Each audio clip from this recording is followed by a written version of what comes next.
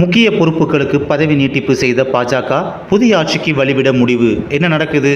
தேசிய அளவில் பல்வேறு பதவிகளுக்கு புதிய நியமனங்களை மேற்கொள்ளாமல் பதவிக்காலத்தை மத்திய பாஜக அரசு நீட்டித்து வருகிறது. பாஜக இந்த செயல் விவாதங்களை ஏற்படுத்தி உள்ளது. நாடு முழுக்க 7 கட்டங்களாக லோக்சபா தேர்தல் விறுவிறுப்பாக நடந்து கொண்டிருக்கிறது. தற்போது இறுதி கட்டத்தை எட்டியுள்ளது.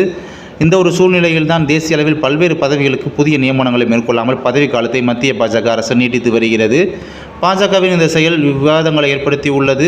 உதாரணமாக பாதுகாப்பு ஆராய்ச்சி மற்றும் மேம்பாட்டுத்துறையின் செயலாளரும் பாதுகாப்பு ஆராய்ச்சி மேம்பாட்டு அமைப்பின் தலைவருமான டாக்டர் சமீர் வி காமத்தின் பதவி காலத்தை இந்திய அரசு மே 31 2025 வரை ஓராண்டுக்கு நீட்டித்துள்ளது. ஓராண்டுக்கு பதவி நீட்டிப்பு செய்யப்பட்டுள்ளது. அதேபோல் நேற்று முதல் நாள் கடைசி நிமிட ஆச்சரியமாக நரேந்திர மோடி அரசு இராணுவ தளபதி மனோஜ் பாண்டேவுக்கு 1 மாத கால நீட்டிப்பை வழங்கியுள்ளது. அவர் ஓய்வு பெறுவதற்கு சில நாட்களுக்கு முன்பு துணைத் தளபதி லெப்டினன்ட் ஜெனரல் உபேந்திர திவேதியை நியமிப்பதற்கு பதிலாக இவரின் பணி நீட்டிக்கப்பட்டுள்ளது. வயதில் மூத்தவர் அடிப்படையில் தான் பதவி வழங்கப்படும்.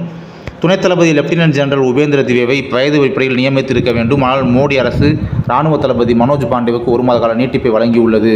முன்னாள் ஃபீல்டு மார்ஷல் சாம் மனேஷா 6 மாத காலம் இராணுவ தளபதியாக இருந்தபோது 75வது வருடத்தில் கடைசியாக இது போன்ற நீட்டிப்பு வழங்கப்பட்டது. ஜெனரல் பாண்டேவுக்கு வழங்கப்பட்ட இந்த நீட்டிப்பு அசாதாரணமானதாக பார்க்கப்படுகிறது.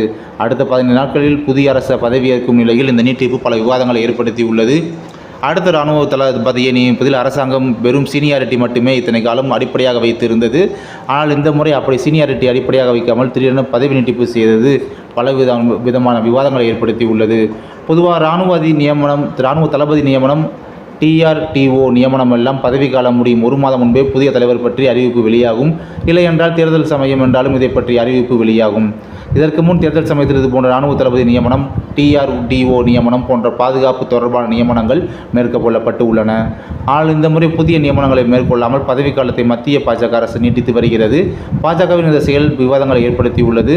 பாஜக புதிய அரசாங்கத்திடம் பொறுப்புகளை ஒப்படைக்கும் விதமாக இப்படி செய்ய தொடங்கி உள்ளது.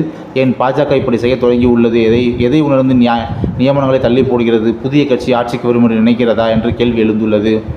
அதாவது புதிய கட்சி அவர்கள் நிரந்தர நியமனங்களை மேற்கொள்ள பாஜக வழிவிடுகிறதா என்ற கேள்வி எழுந்துள்ளது. இல்லை மீண்டும் பாஜக ஆட்சிக்கு வந்தால் சில மாதங்கள் பணிகள் தொடர்ந்து முறையாக நடக்க பாஜக கொஞ்சம் அமைச்சரவை நியமனம் வரை ஆசுவாசமாக இருக்க பதவி நீட்டிப்பு செய்யப்படுகிறதா என்ற கேள்வி எழுந்துள்ளது.